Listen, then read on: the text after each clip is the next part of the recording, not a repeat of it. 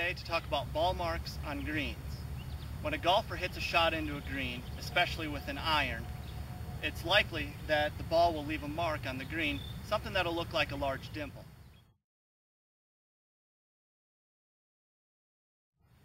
Smooth, playable greens are very important to a game of golf, as half of a golfer's strokes are to be taken on or around the green.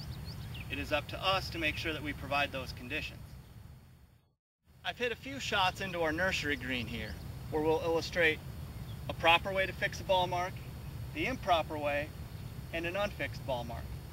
Properly fixing a ball mark is essential to making sure that a ball mark heals properly and promptly.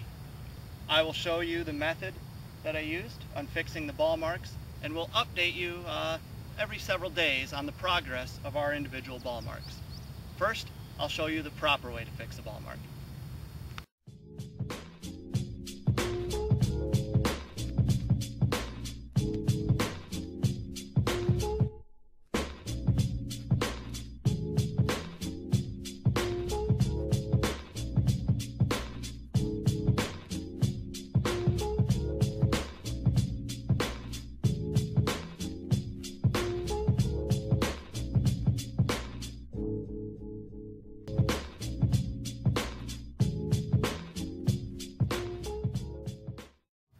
Here, I'll display the improper way to fix a ball mark, which unfortunately is the manner that we see many golfers and golf course employees use.